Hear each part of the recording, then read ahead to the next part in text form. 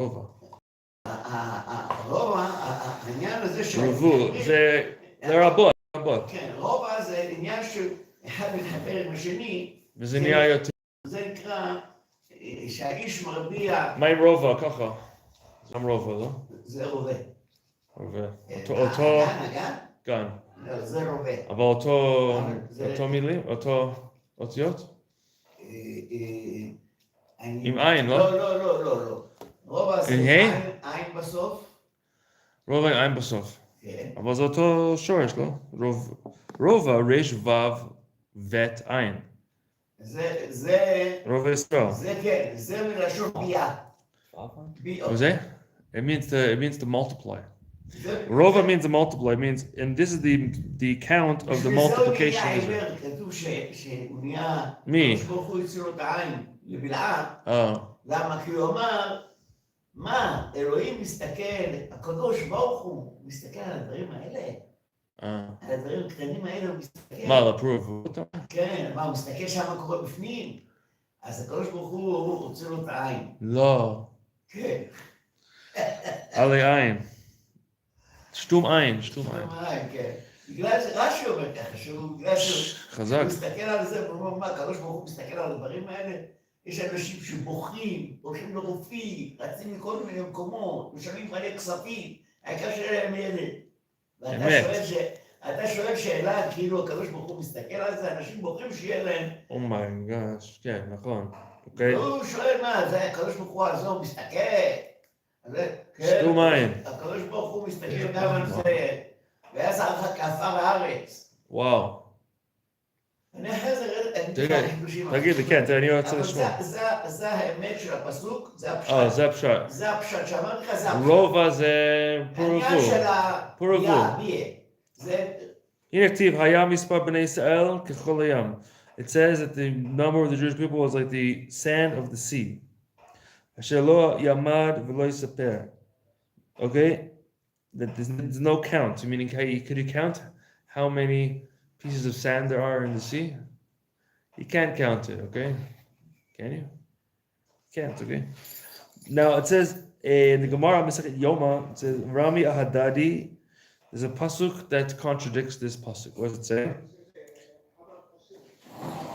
Vaya Mispar, there was a number. Vichtiv asher lo yamad v'lo yisaper, but it says that you cannot count. Umishani, the Gemara answers, kan keshoatzin etzono shel makom. When you do the will of Hashem, I guess you cannot count.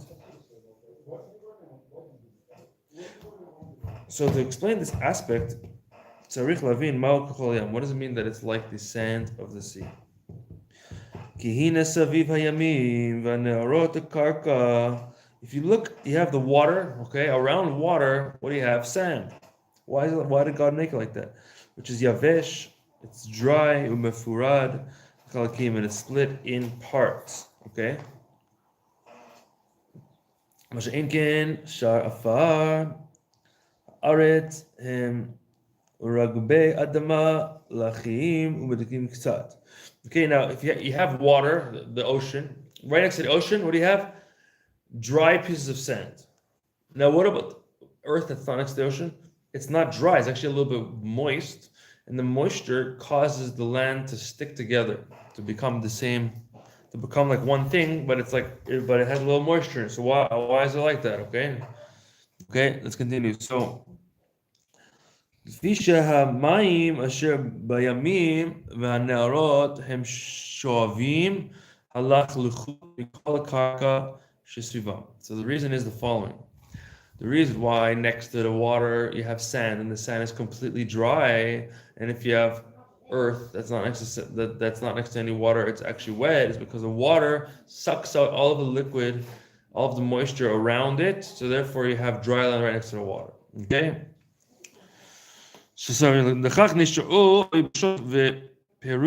Therefore they're dry and separate. Okay? So what does it mean spiritually? What is the nishal? So we have the life force of the world in Hashem's words and the breath of his mouth. And this creates everything from Ayin to Yesh. Okay? As it says in the pasuk. Okay, vayas et hayam omer al shnei asar bakar. Okay, Shlomo Melech, he made in the base of Mikdash, he made those 12, animals. You know what this? And then on top of the animals, there was like a pool. That's how he designed it. But it's spiritually like you have a tzilus and then gloria. Okay, v'hayam aleim elamayla, and you have a water on them from above. Okay, so again, okay.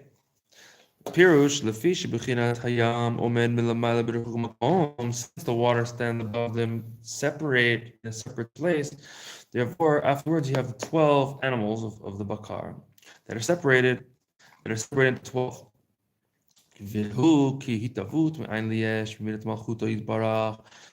the creation from nothing to something is from Hashem's malchus, and through using malchus, he's now separated. And all the worlds are created through malchus. So since Hashem is separated above, because he creates things through the malchus, okay, we turn into what's called an am. Am means the nation, but it comes from the word om means something separated, something foreign. When there's too much of a difference, then it's separated. Okay. There's no king without a nation, and therefore his creation is a level called am, and he's elevated, the king that's elevated himself. And therefore we come down to be the am, so the nation. Okay. A king that sits on his chair. Okay, now we're understanding when Hashem creates from sovereignty the aspect of malchus. Okay, so what does that mean? That he has to separate himself. He has to have a malchus. Malchus means automatically that whoever he has a malchus over has to be separate from him. Okay, not to come down. It has to be on the above. Okay, for example, a king sits on his chair.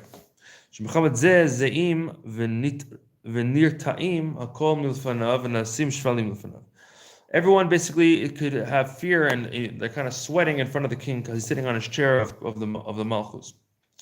Therefore, the aspect of malchus, which is the aspect of the Ein Sof,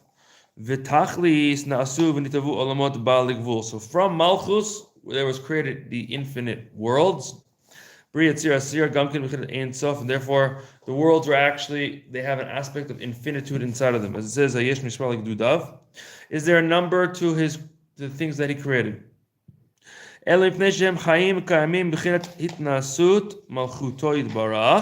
Since they're created from God's malchus, that's extended higher.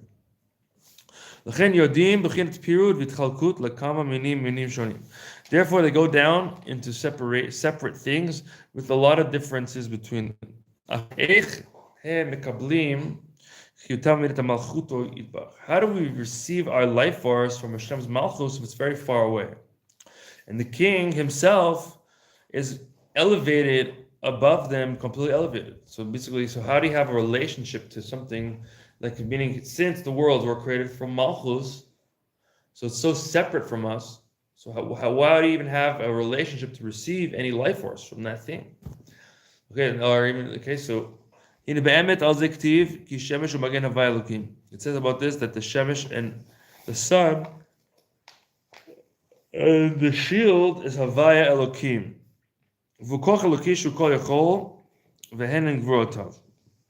Being that he is Hashem, that he can do anything, but he has to have a protection shield around him, which is the aspect of, these are his gevuras. The gevuras are protection, which makes the king, he has to separate himself from the people to stay above, but in order to actually give to the people the chayus, life force, has to go through his gevuras, which are the borders, the tzimtzumim, contractions, in order for the people to receive it. Okay? Okay, let's see. It says in Tanya, Chelik Bet, Achderech Klal Hidnasut Bichinat Histalkut. Shlo Yireh Rachayot Aleim Kolkach. So what does it mean when a person elevates himself? It means that he is Histalkut. It means that he rises above everything else. And when you rise above, then your life force does not really reach the people, seemingly. For example, if you have Maim Shu'uvim Aleihem Alach Luchit, period. For example, you have water, you have a body of water, okay, and it sucks all of the moisture, and therefore everything else around it becomes dry. So maybe does the sand? How does the sand get its life force from water? It doesn't. It actually, the water actually sucks it away, so to speak. Okay, the water or the molecules. Let's see. So this number is not actually a number, as it says. Do we have a number to his creations? But rather, it's called begeder mispar mipnei shehu mefuzar mefurad lechalakim. But we say that meaning the amount of sand, you cannot actually say a number on it. But you could say that there is a number. Okay? So what's the deal? Because it's divided into a lot of parts. So you could say that there's a number. But it's not an actual number. Why? Because it's in the pasuk, you will not count because of the great amount. It's just in the category of a number, being that it is separated into parts, since each part is by itself, therefore you could say that there is such a thing as a number in this case, okay? So what are we actually trying to say here? We're getting to the points, he's building off one thing to the next. Let's see. Okay, we finished the Maimer B'li Neder. The beer is the whole next level, but we're going to get there, okay? Vitamin Poiskim. Okay, now, Vehine. Get it? Okay. It says that the Jewish people also have a number. Okay, they made the videos. People go around, so they go ask people in America, say how many Jews are in the world. They're like 500 million. No, it's like 14 million. Really, Okay, but there's a number. I'm saying, well, what's the deal? So we actually can count the number. What is it? But spiritually, there's an aspect of what we're saying now that we are at the category of number. What does it mean? Hem haosim bechirat mispar. They basically become the aspect of a number that they draw down the malchus to be the malchut kol olamim. When you draw down God's kingship in order to have the malchus of all the world. Okay. Invited into Poiskim. Through the mitzvahs maisius, through doing mitzvahs, the physical actions that are called the mitzvah of the king. Okay? That's how you do it. Okay? L'chen omrim lifnei kol mitzvah, before every mitzvah we say Baruch atah Hashem Elokeinu melech haolam, which is drawing out the Orient Sof, the infinite light, to be a king on the world. Okay, basically the mitzvahs are the things that connect us to get the life force from God himself, because God is very distant from us because he's elevated. Drawing down the light of the Orient Sof, Lachen eino rak begeder mispar, therefore it's only in the category of a number, but not in a number itself. Zeh asher lo yimad v'lo yisaper kesher osin retzono shel makom. This is what it says in the pasuk, that he will not count when you do the will of the Creator. Why is that? The hainu keshem shechin ratzon elyon, when you draw down God's higher will in the actions of the mitzvahs, which is the Orient Sof. V'hainu al yedei simcha shel mitzvah min nekudat pnimit lev. How do you do it? Through the simcha of the mitzvah that's in the inner part of your heart. We talked about it yesterday. It says in the pasuk, Pikudei Hashem Yisraelim B'samchei lev, that the commandments of God are straight and they glad in your heart. As we see also, Tachad Hashem Lovat Hashem L'chav B'simcha V'tu Lavav Mirov Kol, being that you didn't serve God with joy and with gladness of heart, because of all. What does that mean, Mirov Kol? Which is the aspect of B'li Gvul. It means Mirov Kol, from the greatness of all, which is basically something that is unlimited, that goes up with no end and goes down with no end, which is the aspect of Ein Sof. There's no limit. Okay? Let's just skip the parentheses. Okay, it's a long parenthesis there. This is what it means. Rova Israel, a fourth or four aspects of Israel, the fourth part, Chelik Adalid, which is called Af Asitiv. Sham Hu Gilu Ratzon Elyon Daika. So the aspect of when it says Af Asitiv, we ask the question, why do we have the word Af by Asiya and not by the first word? Because the Ratzon Elyon specifically gets revealed through the actions, which is the mitzvahs. Okay? Find a Zegin. Okay. Now, okay, fine. So that's how you get the revelation to the mitzvahs. V'gam rova comes to the word arba'ah, 4. And this has all the 4 elements in it, which is thought, speech, action, and will. Okay, we're talking about the will of your heart. We talked about yesterday. And this is what it says: Mi mana afar Yaakov, who counted the dirt of Yaakov, Umispar and the Mispar Israel. Okay, the Mash Ketuv Umispar. This is what it says: number. Kal mi mana. It goes on. Who's the one who counts? Which means, what does that mean? Shein Mispar means when you're saying number, and therefore that's related to the one who's the one who could count it. Mean to say that there is no number. It's beyond number, but it's still number. But it still says number.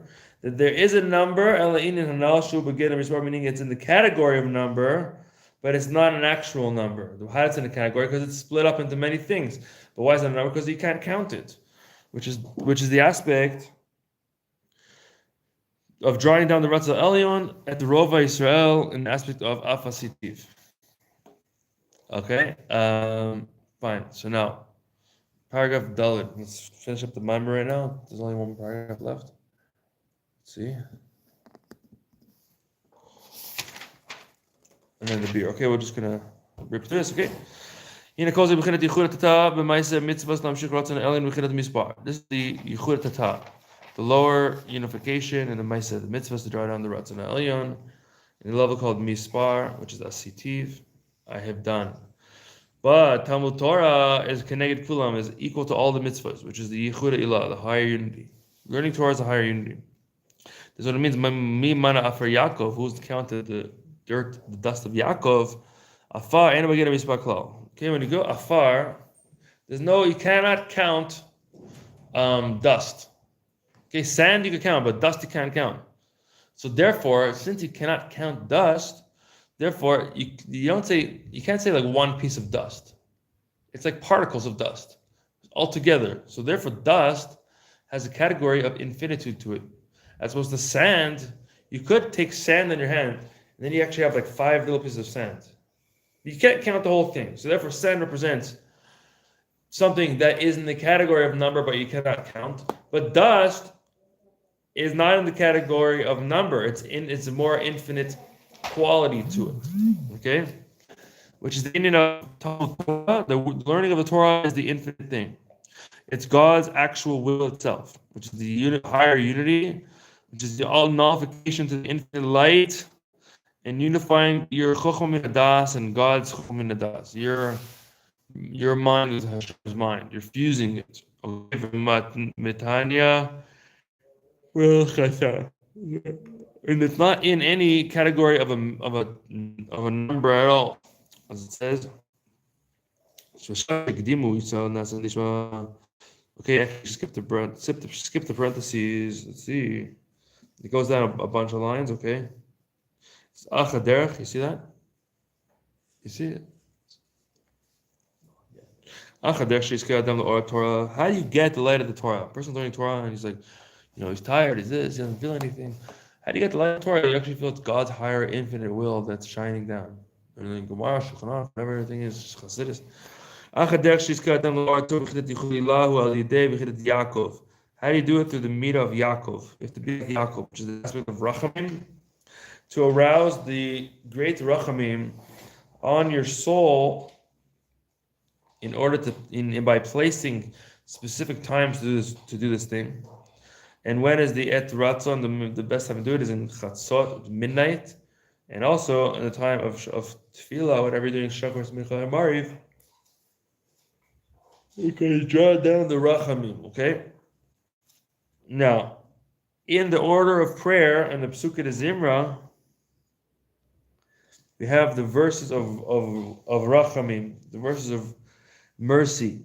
And then it's an actual time to arouse mercy on your soul. And this is the midah of Yaakov, which is Yud Ekev, Yud and then Heel, which is the aspect of mercy.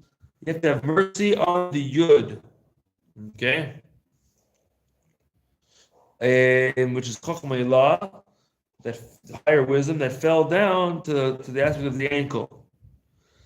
It says Yaakov is like he extends from one side to the other side. Lakim Afardal, to get up from the lowly dust, to go up to the Yehuda Ilah. Okay, and then skip the parentheses again. And that's the end. Achamru is all the sages say, Kolos if the Torah levad, if someone only learns Torah, it's not good. Okay? That's the Torah in the Torah with good deeds. Misbar et Rov Yisrael, count the fourth of Israel, which is the aspect of a city, of the action. Actually, in the mitzvahs and tzedakah, which is called mitzvah stam, it's called the mitzvah, tzedakah called the mitzvah, which is equal to all the other mitzvahs. And that is, tzedakah is the gemilah chasadim, the good deeds that a person could do. Okay?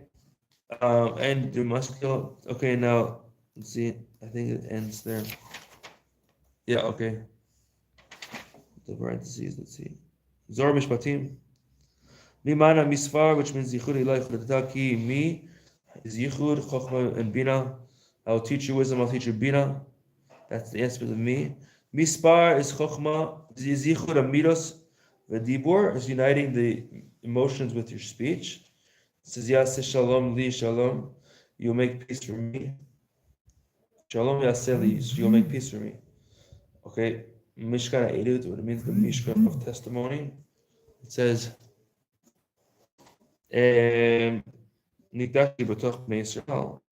I will be betrothed in front of the Jewish people.